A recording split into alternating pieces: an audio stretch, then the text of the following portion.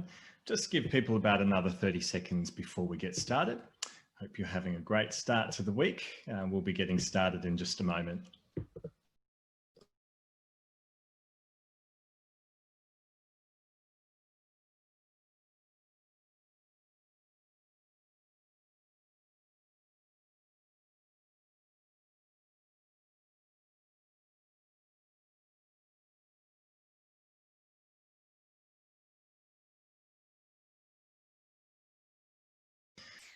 Well, it's just after 5 o'clock, so we'll get started with introductions. Thank you all very much for joining us today. My name's Mark Dean, and I'm the founder and CEO of En Masse, and we're Bupa's mental health partner in Australia. Been working with the Faculty of Science for a few years now, and it's delightful to be here to talk with you about the next steps of your career and career planning and life planning. These are all such incredibly big questions. But the purpose of today is to take a gentle approach and to really encourage you using some evidence and research-based techniques to be gentle with yourself, because this is a marathon and not a sprint. I'm sure you've heard that before. And we're going to be having a really interactive conversation. There is a worksheet and a tip sheet that will be coming out to you after the session today. So do look out for that. I'll be referring to that from time to time. And that's got a whole lot of notes in it. So hopefully you can sit back and enjoy and engage in this conversation with me. Over the next 45 minutes, we'll be having a pretty fast-paced session, and I will be asking you to have a chat with me in the Q&A room as well. So feel free to sing out with questions, but I'll also be asking you a few questions along the way. So just get ready for that, and we'll have an interactive conversation. So at the end, we'll also be doing a bit more of a Q&A. So do feel free to stick around, and then we'll be finishing up at around about 6 o'clock. So just before we get started, little message here just to make sure that whilst you understand the content that you'll be hearing about today is based upon current research and evidence-based methodologies, please do make sure that if you are struggling or if you need some individualized support or advice, you speak to your GP or another qualified health professional. So we're going to be talking about positive mindsets today, and a lot of you will have heard of the concept of and the school of positive psychology. So we won't be going into much of the theory because you do enough of that at university. We're going to be talking about practical tools to really get your mindset into a positive space that will then enable you to activate strategies. And there's a lot of neuroscience around this. We may refer to that from time to time, but we'll be getting on to talking about strengths, having a flexible mindset and what the research shows, particularly around what to do, what are the tips and tools and techniques I can use, and positive approaches to planning for the future. And that also includes handling setbacks, being prepared for that. Now, I often think about this in terms of the extreme value that we put on all of our positive experiences. So let's say, make a job application and there's a good response. And you kind of value that and say, that's what I'm doing this for. But as a result, you devalue a lot of the negative experiences. So this is a gentle way of saying, well, let's not devalue that. Let's just be philosophical and understand that that is part of the process of life. And we're going to then talk about how would we use that information or knowledge to build some healthy goals for ourselves. So I'm going to get started with this question about positive mindsets and what does it mean to have a positive mindset. The research shows that when we are experiencing more positive emotion, we are more likely to be able to activate and keep activated the prefrontal cortex in our brains, which is the part of our brains that's responsible for, among other things, activating our executive functioning, our capacity to regulate our emotions, to set goals and make decisions and make plans in a rational way. So it's incredibly important that we're able to dial up some of that positive emotion from time to time, and experience with gratitude plays a big role. So the research shows that when we are activating gratitude, and there are lots of ways we can do that, that we're more likely to get under control some of our stress responses, to perhaps deactivate some of that fight or flight mode that we know can really hijack our capacity to think straight and ultimately to be happy. So Gratitude plays a big role. Optimism is also something I think that we talk about a lot in the context of, what are you looking forward to? That's really important. But it's actually easier to be optimistic, to look forward to the future when you're regularly practicing gratitude. Have you think about that? From a scientific point of view, it makes sense, doesn't it? That if you are focusing on evidence building around the things that go well, the things that I'm grateful for, then you're more likely to then anticipate that things will go well in the future. So gratitude in many respects is a hardwiring way to get to optimism. So a question we often ask is, what gives you joy? And I wonder whether if someone would like to start typing into the Q&A now, I think that'd be marvelous to start to share this, because we are social creatures, and to be able to focus on questions like what gives you joy when you're having conversations with people, not only gives other people permission to then do the same, but it brings it to life. So I'm going to kick this off and say, well, blue skies definitely bring me joy from time to time. And I have two absolutely beautiful little dogs that give me a great deal of joy. I also love catching up with my family and friends, a lot of that, of course, via Zoom, but that still gives me joy. What gives you joy? Now, feel free to share if you'd like to, otherwise just make a note about that, because part of what we're wanting to do is focus on these sources of gratitude and positive emotion while we're building out our plans, because that will help keep our mindsets positive and help with the stimulation and production of serotonin and dopamine, the happy and reward hormones. And Kiana said food, lovely, likewise. And Ming Yang has said video games, great. So lots of little sources of dopamine, I suspect there, the little reward neurochemicals. So they're actually quite good for your brain, provided you're doing healthy things along the way. Spending time with my family. Thank you, Olivia. Research from positive psychology backs up, from a neuroscience point of view, what we've known for decades around health outcomes generally. And that is that positive supportive relationships, spending quality time with loved ones, is a protective factor, very good for your mental and physical health outcomes. So these are all very important when you're setting up goals for life as well, including in relation to your career. And understanding and playing to your strengths really helps. We're going to talk about that in a bit more detail, because the research shows that when we play to our strengths, we're more likely to get into a state where things feel a little bit easier, even when we're doing something tricky or difficult. So I want you to have a think about this question. Think about a time when you were doing something where the hours just seemed to disappear. So what was that for you? What approach were you taking, and what strengths were you using? Wonder if anyone would like to have a go at that. So what approach were you taking, or what strengths were you using? Who'd like to have a go? Zoe's mentioned also learning new things. Thank you, Zoe. Sokyang, doing good things, doing good for others. I like that. And Alejandra has talked about going into nature as well. So that's a lovely way also to get cortisol levels, our stress hormones, Alejandra, get under control, reduce when we are in nature. It takes about 20 to 30 minutes sitting in nature to get an optimal reduction in cortisol levels most of the time. So that's really, really helpful and important. Let's have a chat about this strengths question. When have you been so busy and absorbed in something that you're doing that the time just flies? And really importantly, what strengths were you using?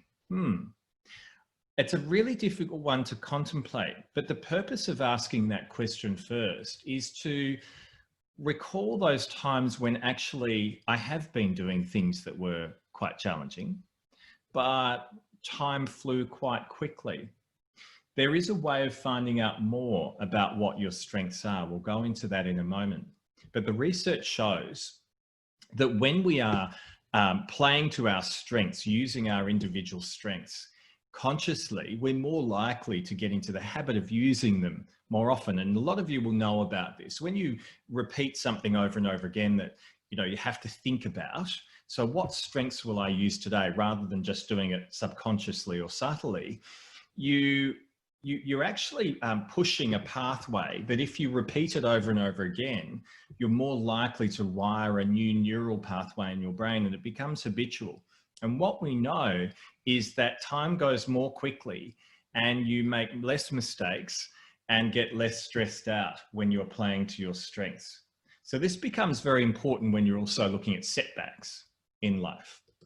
And so you can learn more about what your strengths are by having a look at this evidence-based model. And this, by the way, is in your tip sheet and worksheet, so you don't need to worry about writing this down right now.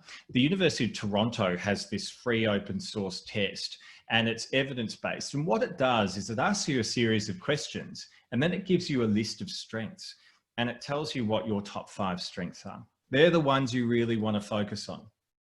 So if your top 5 strengths are, for instance, love, kindness, bravery, humor, perhaps gratitude, then you would want to play to those consciously when overcoming or when tackling a challenge, because you're more likely to be confident while you're tackling that challenge. You're more likely to get through it. And so I suspect that some of the activities that you've talked about in the chat room that give you joy will actually be very consistent with your strengths. So Zoe's talked about learning new things. I would say probably curiosity or love of learning will be among your top 5 strengths, Zoe. And Sokying, doing good for others, I would say probably kindness and love and generosity would be in the zone of the types of strengths you'll find out about yourself. And so when you are finding things a little bit challenging, just focus on those things and it gets a little bit easier. So this is in part about understanding that life skills are being built during challenging times as well. We all go through challenges from time to time, but we build life skills in so doing. So signature strengths, big part of it. We may come back to that a little bit later as well. So I want to talk with you now about change and uncertainty.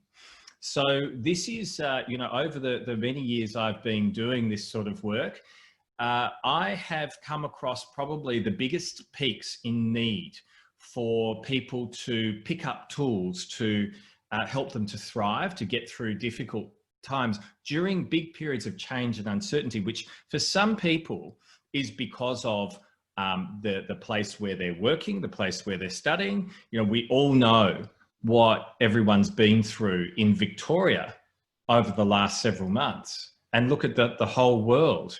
You're also going through life change periods, which is also normal and happens periodically all the way throughout life.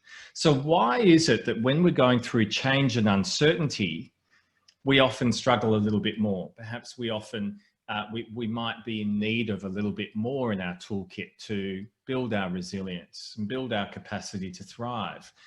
What is it about humans, about us and change and uncertainty that causes us to struggle from time to time?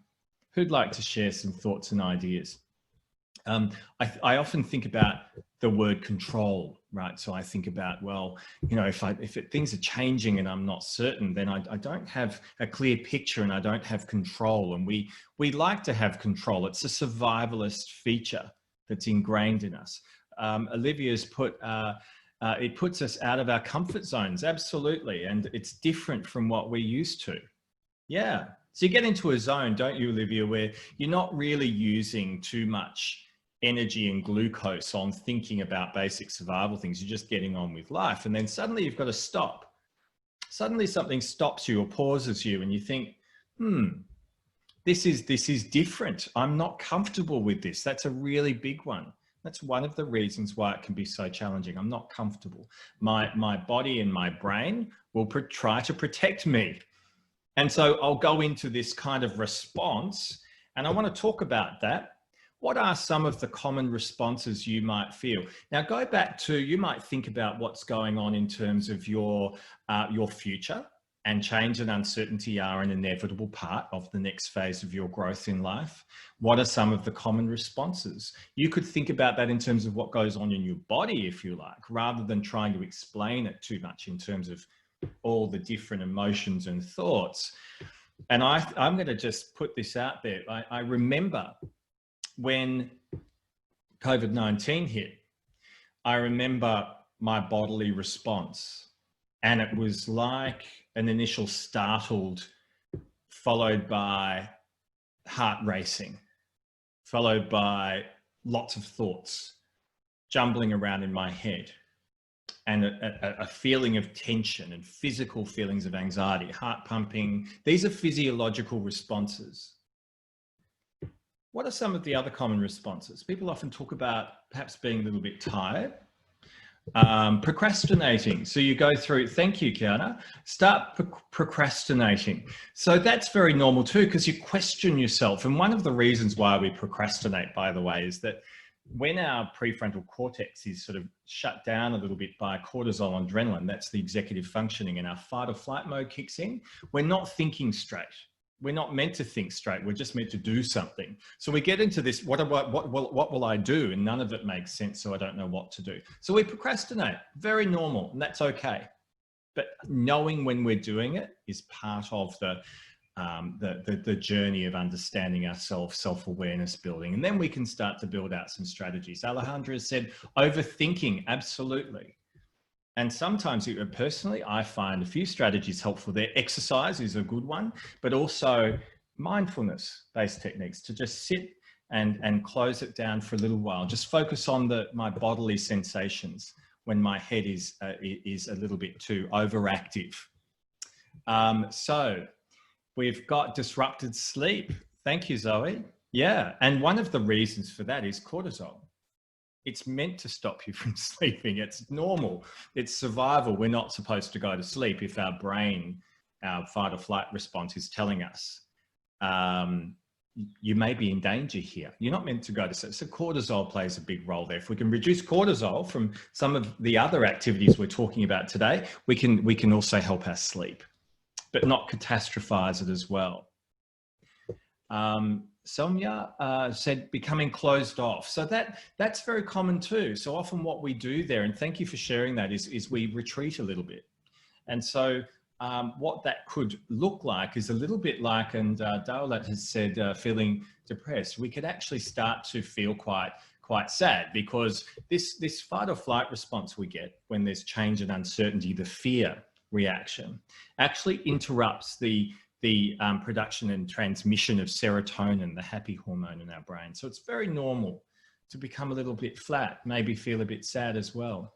Thank you for sharing that. But is change always a negative thing? I mean, it's a bit of a rhetorical question really, isn't it? Because we know that change is going to happen in life. I want you to have a think about, we don't need to share these answers. However, think about a change that you've been through that you look back upon and you think at the time it was really hard, but actually it was necessary and something good came out of it.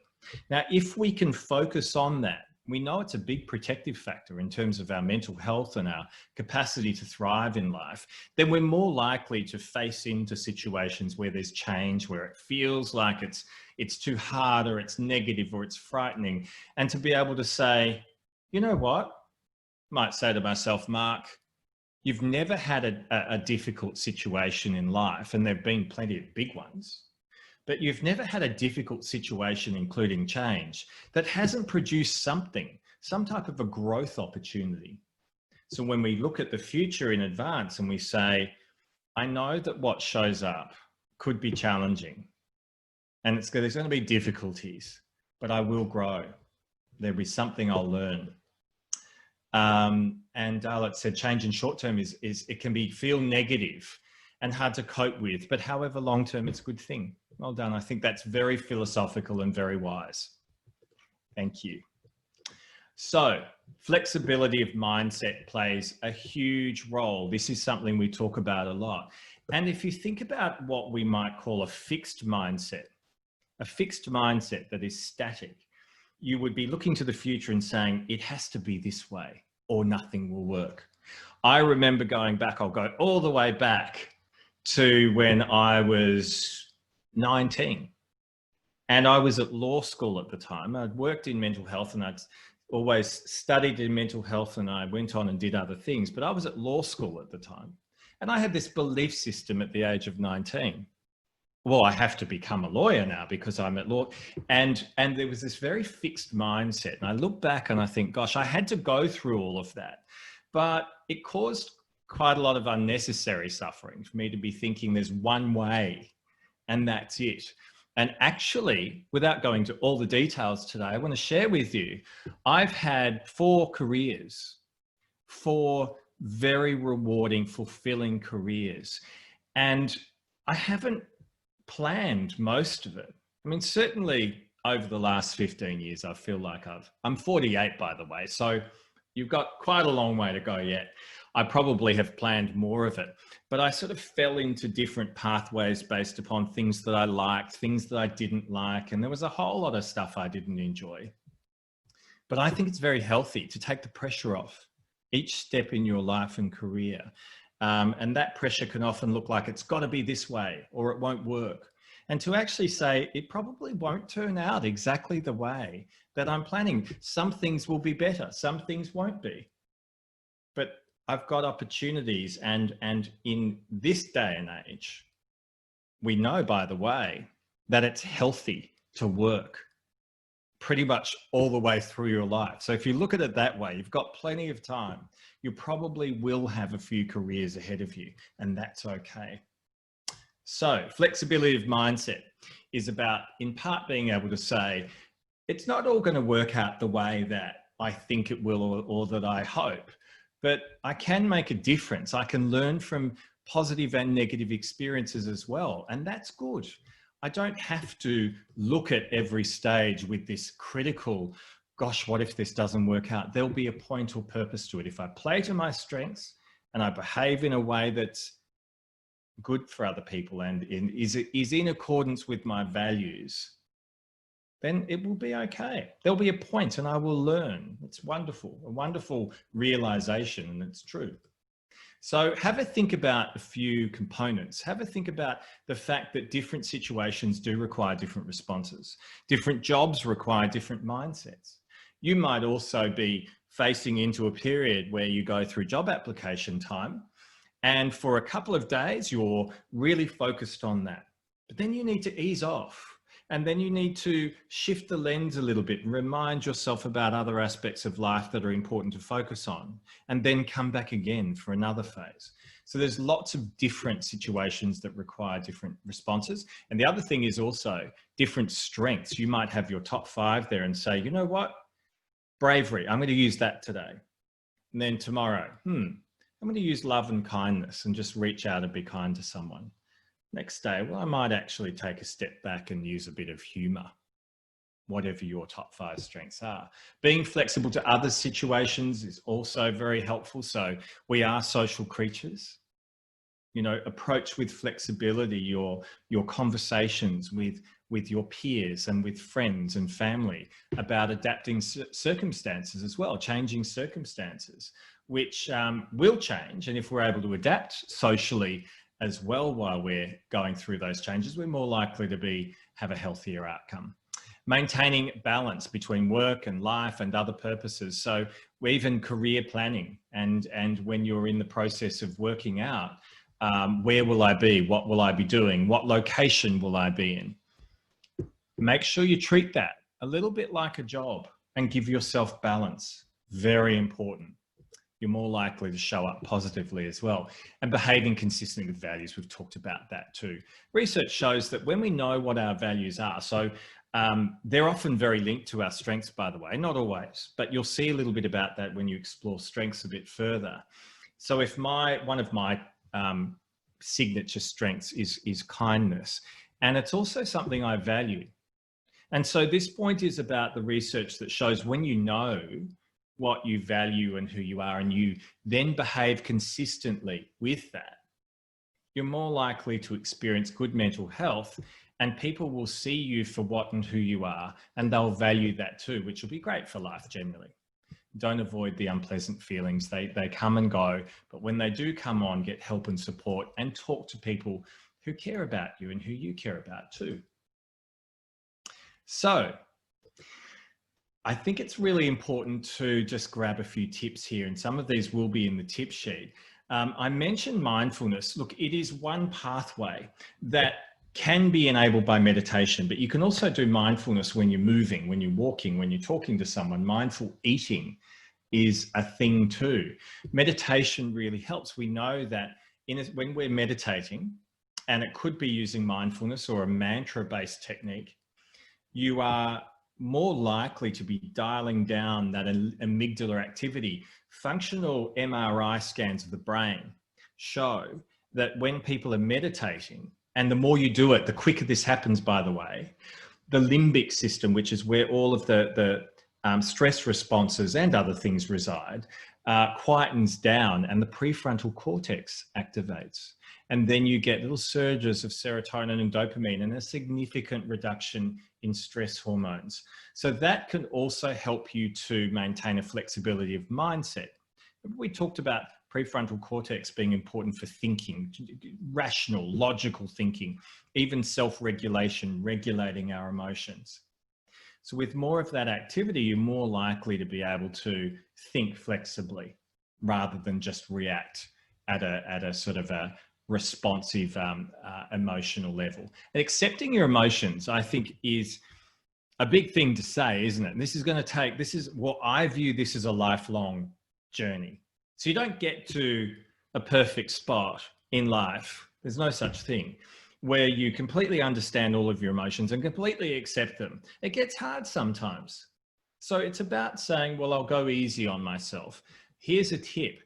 I always suggest that it's an easier pathway to de-escalate some negative emotional reactions like fear of change and uncertainty, by noticing what's happening in your body first.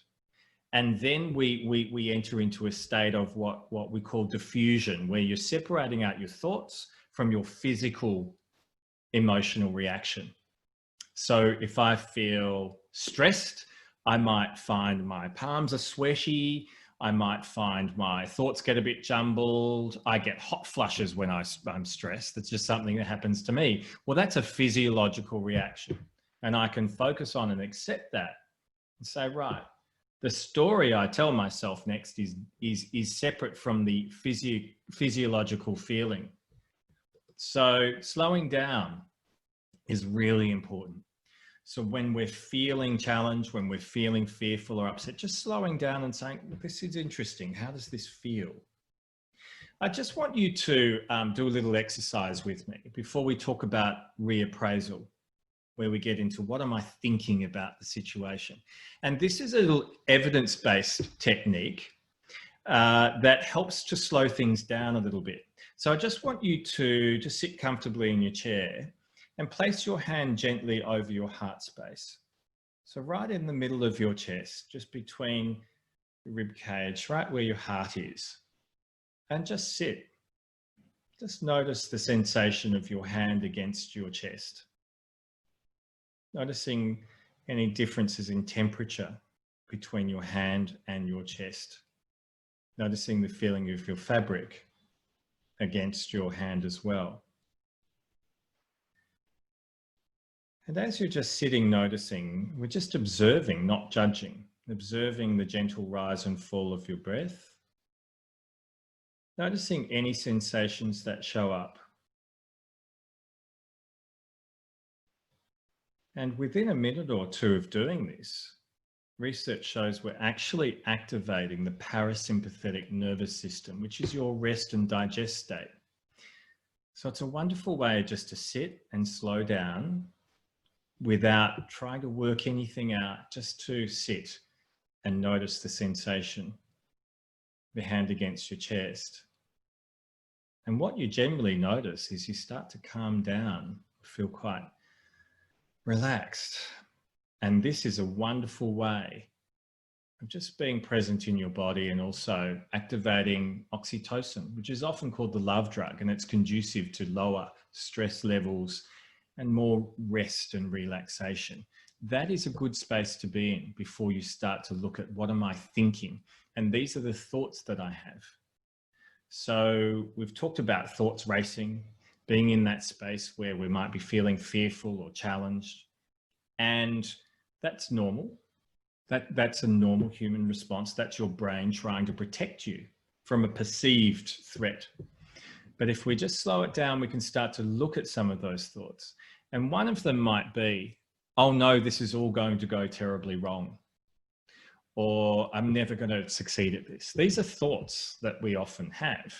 And we can stop and say, is that actually real? If I write that down, everything's going to go horribly wrong. Is that true? Is that accurate? Is it helping me? The answer is no. So we can then go into reappraisal, and it could be, well, I'll describe the situation. I was feeling really stressed. I'm a bit scared. There's change coming. There's uncertainty.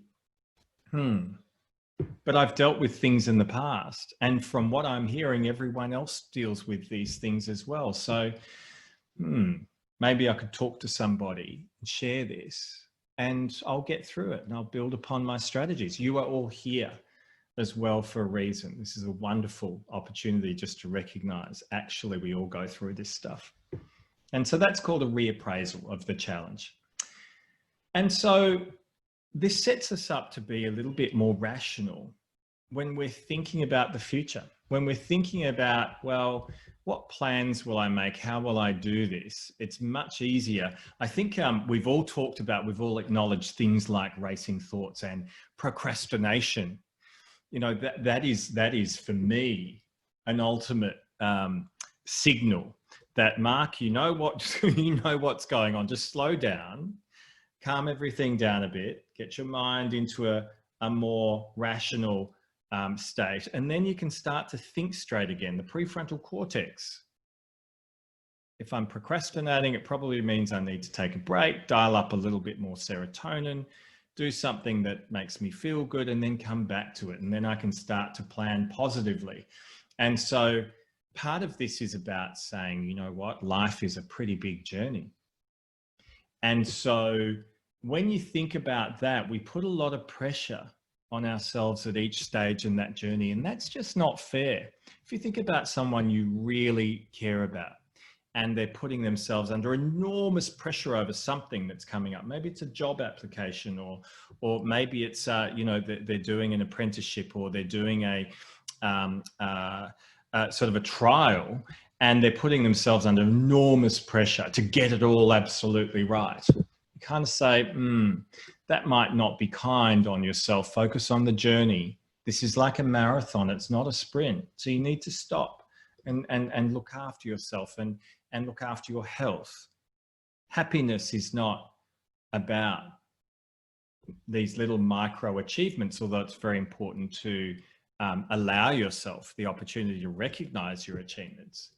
It's also about positive social connections, getting advice and support when you need it, sense of meaning or purpose. So what gives you meaning or purpose, and are you doing enough to allow yourself to enjoy those things? I often think about this in terms of challenges that come up, and I know that I'll have more in my life. If I'm able to recognize that each time that happens, I'm likely to learn something new. I'll develop a new skill, or something good will come. I just know that's what happens. Then I'll approach the future with a stronger connection, with a sense of meaning or purpose. Even the downs in the ups and downs has a meaning or purpose. And of course, absolutely acknowledging your achievements. Now, this is where a lot of people sort of say, oh, I can't do that. I'm not going to describe my achievements, but I want you just to take a pause and write, I'll do it. I'm going to do it. Write one thing down that you've achieved recently. That's important. So I'm going to write down, completed some research that I've been wanting to complete for ages. So that's an achievement. That's a ticking of the box. And this is actually going to drive a little dopamine and serotonin reward, because it's very rewarding and confidence building to acknowledge the things you are achieving. And it also builds your optimism that I can achieve. So look at the list of things I have done rather than all the things I haven't done yet, perhaps. And of course, playing to your strengths plays a big role. Even on those days, there's quite a lot that happens in life, isn't there? And some days you kind of think, well, today what I really need is a bit more sleep, or today perhaps it's connection, or today it's getting out into nature. So this is a toolkit. So I wouldn't stop and say, where's my list of strengths every micro challenge that happens every day, but I might keep them nearby on my desk so I can see them and gently bring myself back to them out of all the tools that I've got at my disposal. It's one of them. And again, it's okay to have several careers. If you plan for that, it takes the pressure off each stage in your career as well, because you think, I don't know what I'm going to be doing in 25 years. There's a potential pathway, but I'm not sure. So it takes the pressure off each step. I can be a little bit more exploratory. Here's a neat little goal sheet, and this is in your worksheets as well. So it's about saying, so what outcome do I want when I'm planning my career for the next stage? Well, sometimes it's just, I want a job and see what happens from there. And other times it might be, well, it might be a certain type of industry. Okay, so here's the outcome I want. What strategy would I use to get there? What would I need to do to explore? It's who I talk to. It's the job ads I look at. It's the advice I seek. The action is, I'm going to talk to this person next week. I'm going to get the career counseling advice I think I need, or I'm going to start applying for jobs. The strengths I will use, and that you fill out once you've got your list of signature strengths. I'm going to use bravery tomorrow. So imagine if my goal tomorrow was to deal with a difficult situation with a neighbor, or a difficult conversation with a friend. So the outcome is, I want to get that back on track, and I want to have an honest conversation, which is a strategy. The action might be, I'll write down some points. The strengths I might use would be kindness. I'll be kind about this, and bravery. And things to bear in mind. So this is the kind of stuff where I would say, well, for me, I might avoid it on the day if I get too busy. So I'll bear that in mind. I'll write it down so I'm aware. Or I might need to get some support. I might need to do some more research, or ask for some help and advice. Or, I've got 5 friends going through the same thing.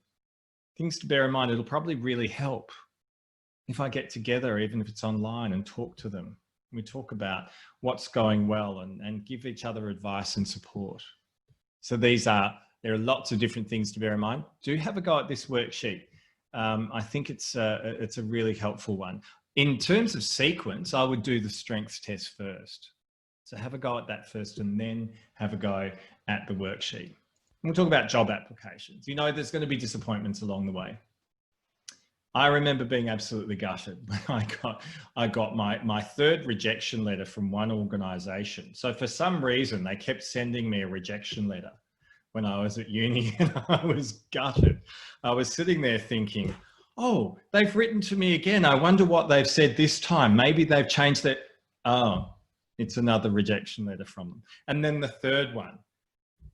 Oh, are you kidding? Why do you keep saying? And these situations are temporary. So we're going to talk about that. And there is something in your tip sheet as well, and in your worksheets about this. And it's called the 3 Ps. And it's about saying, well, not everything that happens is personal. Most things are not personal, and certainly nothing's permanent. And it shouldn't be pervasive. That one situation shouldn't affect everything in my life. So try not to take it personally. Watch out for your self-talk. What stories am I telling myself? And are they helping me? Are they accurate? The 3 Ps, really, really helpful. I love the 3 Ps. Again, this is in your worksheet. Is this situation personal? Well, no, it's not, because in the job application context, they don't know me. Is it permanent? Absolutely not. Nothing is. It was a point in time. Now that's gone. And is it pervasive? Should it affect everything about the way that I feel about myself, or my optimism about the future? Absolutely not. There are plenty of stories out there of people who will debunk this myth that the job application rejections happen and therefore that's going to be my whole life. It's just not true. So, little note about communicating optimistically, because I'm a firm believer you have a go at this, and it's a little bit like the research that shows when people get together and they start laughing, they actually start, you know, maybe you've had this experience. You sit with someone, you start laughing, actually you feel better. And so if you communicate optimistically, you're more likely to feel optimistic. It's true. And so it's about thinking about setbacks as temporary and changeable and local. It's sort of here in a container now, rather than it's permanent and unchangeable. This is research from Professor Martin Seligman, Learned Optimism, going back to 1991. If you're interested in his work, do just Google Seligman, positive psychology, flourishing, and lots and lots of tips and tools will come up. And some of them will be probably quite familiar, having been through this course today. And so we're going to talk about action planning now. This is actually going to be a bit easier once you open up your worksheets, because I'm going to encourage you to go through the worksheet step by step. It's only a couple of pages. Make a few notes while it's all fresh in your mind. And have a think about a few things, maybe 2 or 3 things you're prepared to do more of as a result of today. Not a million things, just a couple of things. And you can keep gently bringing yourself back to the next thing on the list later. But just a couple of things. Make it simple for yourself. Maybe 2 things you're prepared to do less of. I know one thing that I constantly commit to, and I think I get better at this as I get older, but not ruminating. I always come back and say, don't ruminate over things that could have been different, or something I could have said that was different. So what would that be for you? I'm actually thinking about strengths as a starting point for everyone, really focusing on those, and then a couple of more personalized things. So do have a go at activating something quickly after today's session, because again, this is a journey, and you're not going to, your life won't just suddenly change out of doing a list of a million things. It's about gradually taking on development opportunities, usually starting with the things that reflect your values the most. And so I hope you got something out of this session today. It's not over yet. We've got another 15 minutes for Q&A. So I'm really going to encourage you to hang around and have a chat with me. But if you do need to get going, I wish you all the very, very best of luck. And thank you so much for joining us today. I'm really pleased that you've shared your thoughts and ideas in the chat room as well. So thank you all for doing that, and good luck with the next stage in your journey. And it is indeed a journey. Make sure you go and have a look at those worksheets and do some action after today to help you to thrive. Thank you all very, very much. Please feel free to hang around in the chat room. Thank you, Chloe. Chloe's included a link there for the other great events happening this week as part of Science Next Steps. Thank you very much, Chloe. Fantastic. Please feel free to sing out with any questions you may have.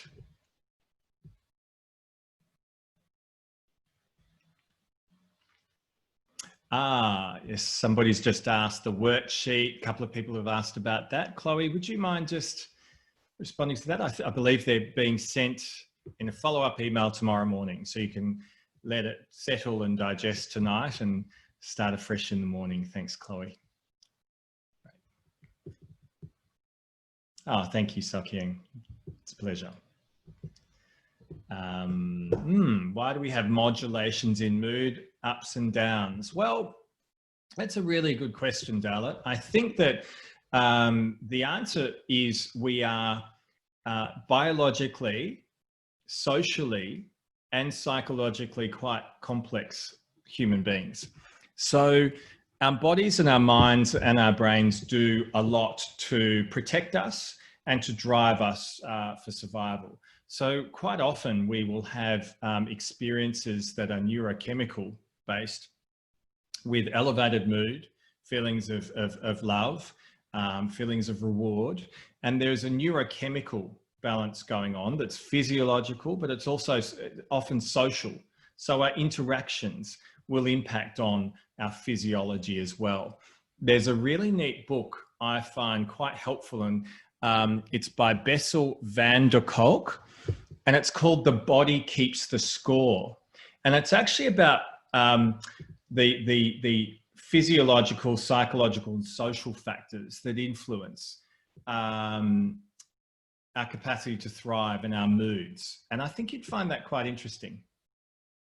But it's my advice is have a look at those times when your mood and your ups are going quite well. What are you doing? And make your plans to do more of that. And when you're not feeling so good, carry out some of the activities we've talked about, and absolutely reach out and get some help and support. I'm a firm believer of that for life, and the research continues to back it up. So I hope that helps.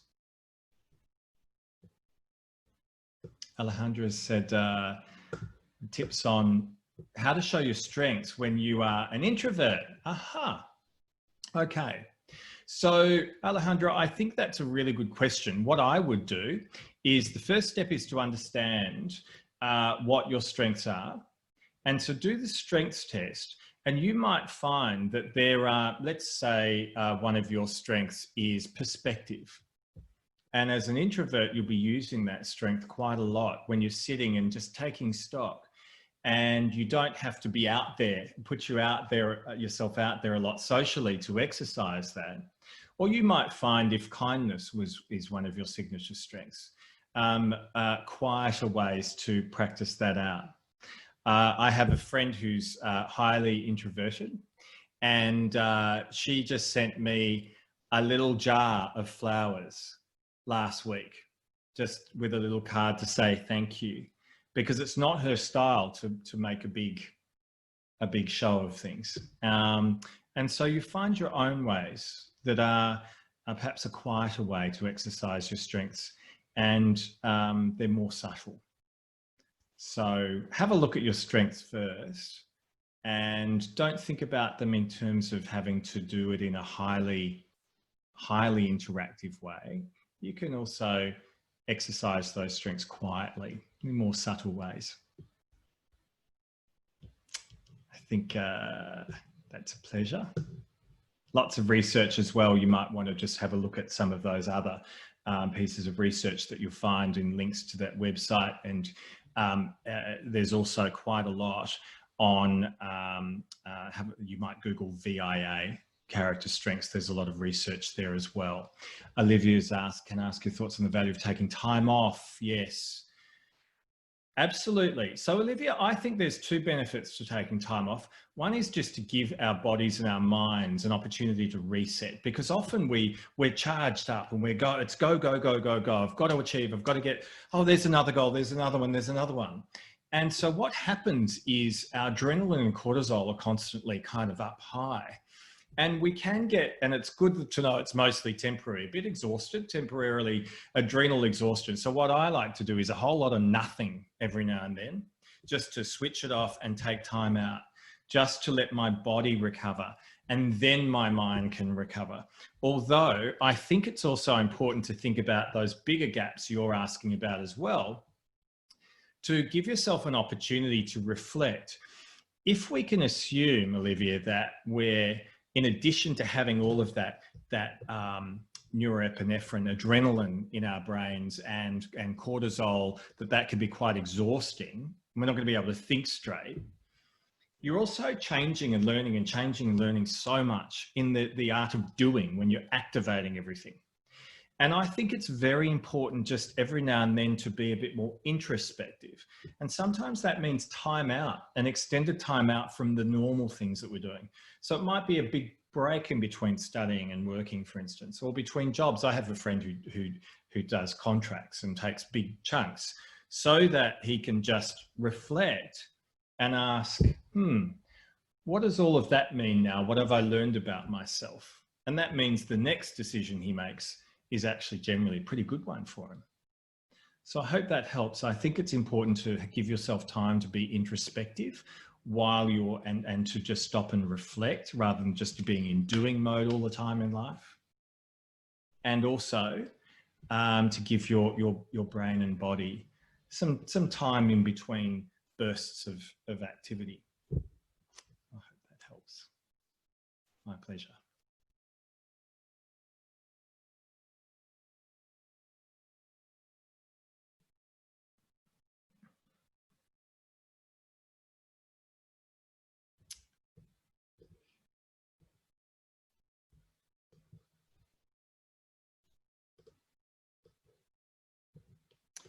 Another thing I just want to raise is that sometimes it's good, just following on from the conversations we've been having, in particular about giving yourself a bit of time, a bit of a break too, that in a heightened state of that hyper alertness, that fight or flight mode, or perhaps exhaustion after exams, for instance, I tend to avoid making decisions straight away. I tend to say, I know my body and my brain need a break now. And I know that my mind will not be completely connecting with what's important or what I value, or perhaps won't necessarily be thinking rationally. So maybe I won't make any big life decisions while I'm in that mode. And the span could be hours, days, or weeks in between. Just stop. Sometimes just pause and give yourself time. And someone's also mentioned when we're feeling depressed, it can be hard to shift focus from negative to positive thoughts. I think that's a really important point. And I think one of the, so the first thing I would say is I'm a firm believer it's very important to talk through some of these situations. And so I would absolutely reach out for some help and support. The second thing is the body, the mind connection. I would be not expecting too much immediately, but I'd be giving myself time in nature, 20 minutes of vigorous exercise at least every day. So that could just be a brisk walk, because you're actually stimulating serotonin and dopamine production, which will help your mood. And it might take a little while, but you do that. And you also, through talking, focus on some of the reframing, some of the things that you might be thinking that you could benefit from a different view about when you're thinking negatively, for instance. So a really positive friend or person who might help you with some balanced thinking, getting some help and support. Cognitive behavioral therapy is very, very helpful for us to just, and absolutely the evidence shows really works, to level out some of those negative periods where we might be more inclined towards ruminating negative talk, like everything will go horribly wrong, or that was terrible and this was terrible and it won't work. These are natural responses to some of our positive reserves being depleted a bit, and it can be very helpful, really helpful, to talk through that with somebody to get some sort of cognitive approaches. So there's a few different things there: exercise, nutrition, sleep. I also, Dale, practice mindfulness meditation, and when I'm feeling down for a period, I'll try to do a little bit more of that and get more physical exercise and talk to somebody. So these are some helpful ways, not just to think about everything in terms of what's going on in my mind. It's also my body. It's my brain, it's my body, it's my emotions. So have a look at, the good thing about that is there's a number of little things you can do perhaps each day. Hope that helps.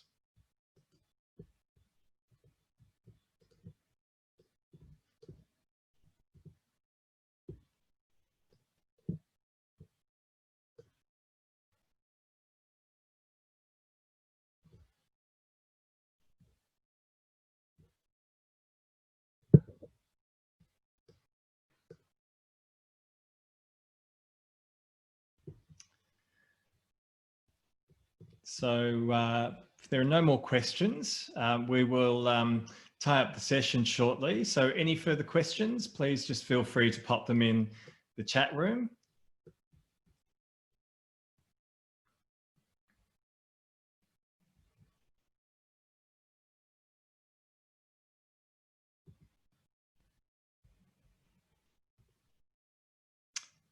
Okay.